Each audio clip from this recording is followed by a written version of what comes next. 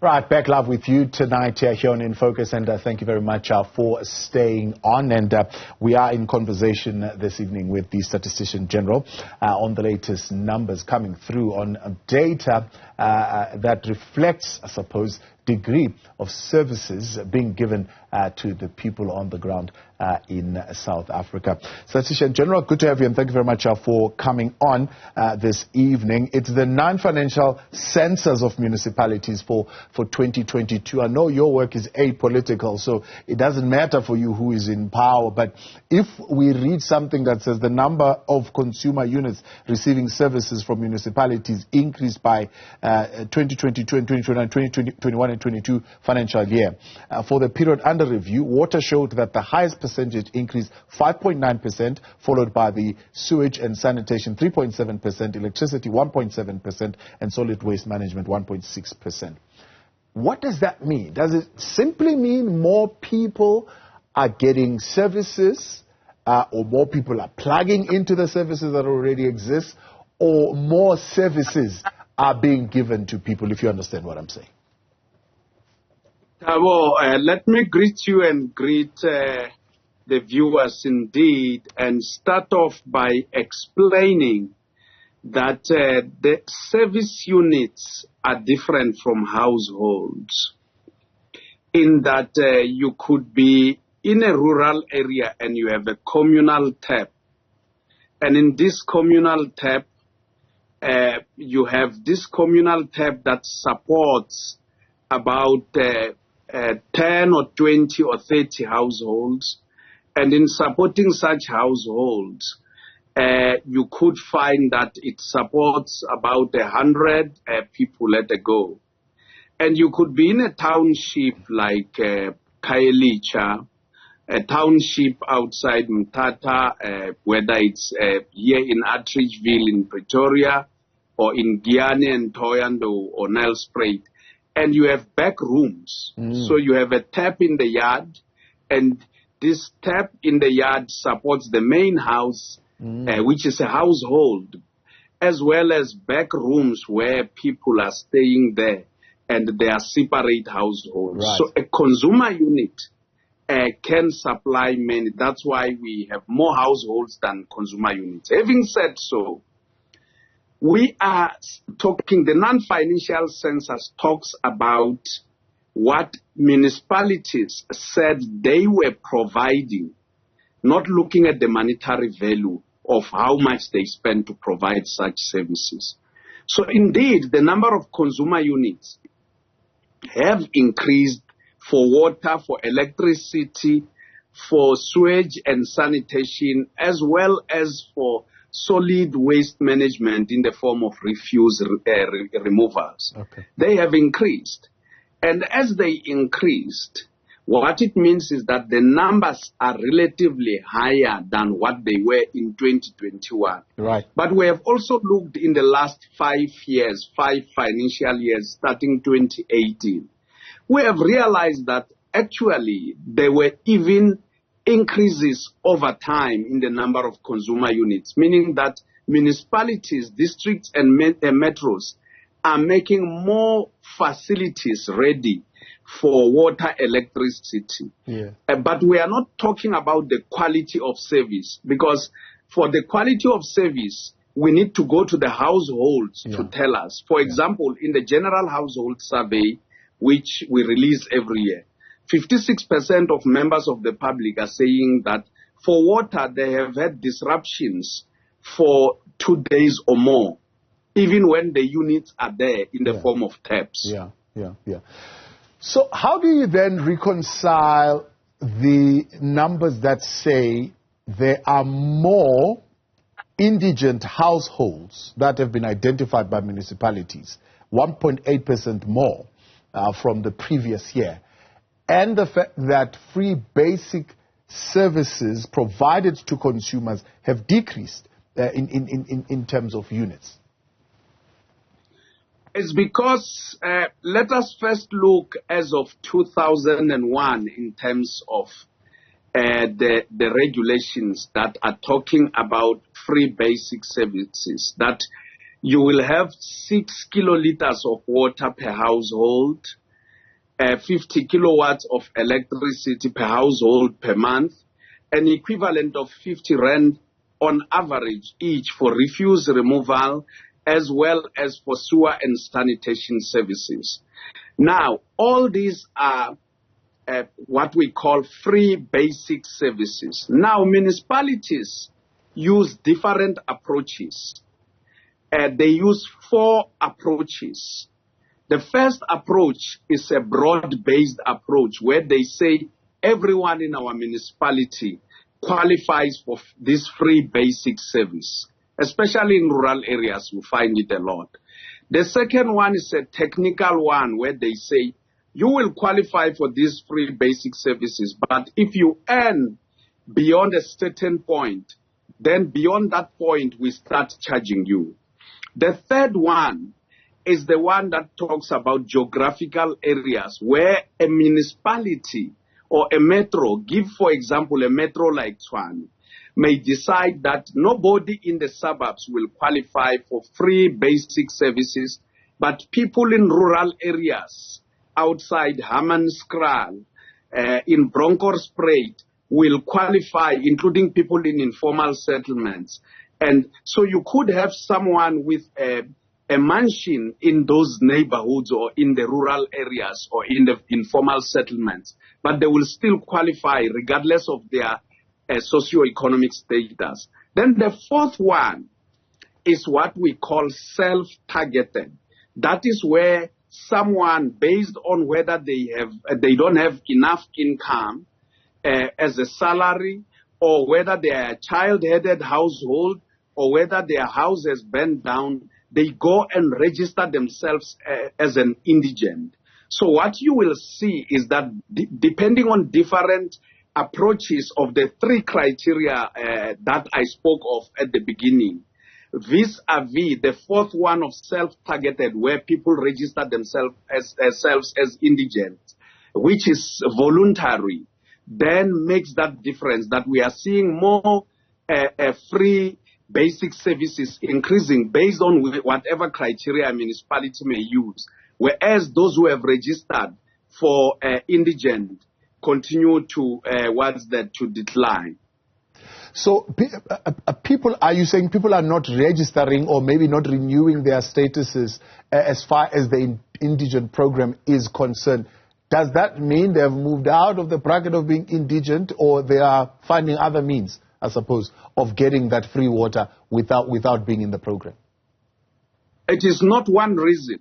It is a lot of reasons. Some have moved out of being indigent because they were indigent. Now they have raised a child, a son and a daughter who is now working, who is now providing for them, or a member of the household can now be able to provide. But there are also those that haven't gone to register based on the way they qualified in the past or they viewed their situation. Having said so, one of the things that we must remember is that there are about 2.6 million persons who went, or households that went to register themselves as indigent. Out of those, about 24.2%, 739,000, almost 740,000 are in KwaZulu-Natal. They are followed by those in Gauteng. So in Gauteng, out of the national figure, Gauteng accounts for about 17% of the indigent households. But when we look at the population of Gauteng alone, when you take those indigents and you juxtapose them on the population size of Gauteng, you find that they actually account for about 8.7% of the population of Gauteng. So people do fluctuate, move out based on whether they get employment or otherwise, and they move to even better areas that they don't need to register as indigent. But when you look at the Western Cape... Yeah, I wanted to come though, because I thought that is quite interesting as you were raising that. My next question would have been, let's look at the Western Cape and whether we are seeing something peculiar there in terms of people moving out of the indigent bracket or those free basic services being provided? Well, there are two things that you see in the Western Cape. One is that let us look at population first, coming out of the census.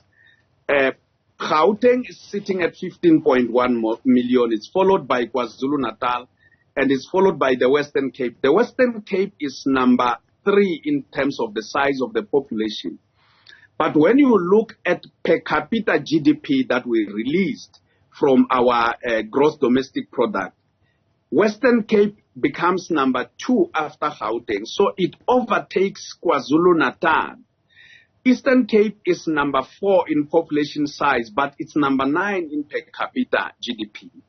Then it's an issue of where facilities are there to register. So 64% of the population of the Western Cape is in the city of Cape Town Metro.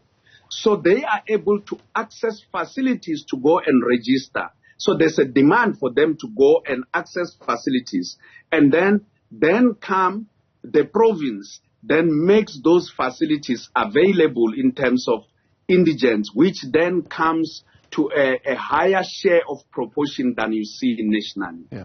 So let's talk about that in simple terms. You're saying they've got facilities that are able to capture more indigent families and therefore are able to account for the high number of indigents. Not necessarily to mean that they have more indigent families there. It's just they are able to capture them better, I suppose, than many of the other provinces because of where the facilities are sitting.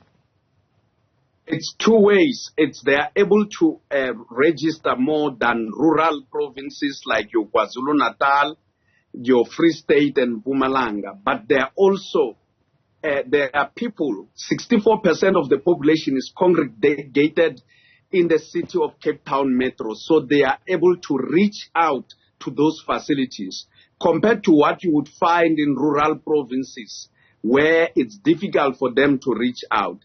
Yet you have provinces like Limpopo where you have lesser numbers of people who have gone to register because some of the municipalities are relatively rural and are not able to cater as much. We're back live tonight on In Focus, and we're in conversation with the Statistician General Rasinga Maluleka, has released some non-financial census for the period 2021-2022, reflecting on some of the basic services that are being delivered, particularly at the municipal level, is what we are talking about. So as we always talk about the bucket system in South Africa as an indicator of how caring the government is, how improving the government is in terms of modernizing, taking people out of the bucket system into providing sanitation at a broad scale. How are we looking? Is that curve going down? Are the numbers going down? Or are we seeing more people coming in and are a part of the bucket system kind of numbers? Of all the basic services or all the services that municipalities, districts and metros have been providing, we have seen an increase in the number of consumer units. And the only one where we have seen a decrease is in the bucket system. The bucket system was sitting in the excess of 46,000 in terms of consumer units. It is gone to just above 45,000. Having said so, there are 37 municipalities in the entire country that are providing the bucket system. And when we talk about the bucket system, we are not talking about the ventilated facilities that are being made available or chemical toilets that are made, but we are talking about where waste is being removed in the form of what it is and is disposed of as somewhere in line with environmental laws of the country. Having said that, out of the 37 municipalities, the top 10 are largely in the Free State, Northern Cape. So the Free State has 5 of the top 10 municipalities that are providing the bucket system. 3 are in the Northern Cape. No, 2 are in the Northern Cape, 2 others are in the Eastern Cape, and 1 is in the Northwest. Yeah. Yeah, and I suppose it's not your job at this particular point to ask why. It's just information that you're getting from the municipalities that says this is the system that we have. We don't ask why. What we do is that we ask them to supply us with the information, and where there are inconsistencies, we go to their annual reports, and the annual reports do assist us in confirming what they are saying. But let me mention that we get a lot of reliable information from the municipalities, because we have been conducting this census of financial municipalities for almost slightly more than 2 decades now. Yeah. So I'll tell you why I'm asking, because for us, immediately when you say it's the highest number is in the Free State, for somebody who is in my job and who has been looking at the Free State, I would say maybe it's not surprising, considering the number of complaints that are coming from the Free State in terms of this functionality of the municipalities there, the water challenges, the sanitation problems that we report on. Is that something that you are able to corroborate? Well, I would say that we don't ask why, and I wouldn't want to speculate. But when we talk about challenges of water, when you look at Census 2022, the biggest challenges of water are in Limpopo and the Eastern Cape. And that's where you're saying you would have expected, I suppose, more of such challenges, considering that's where the water challenges are.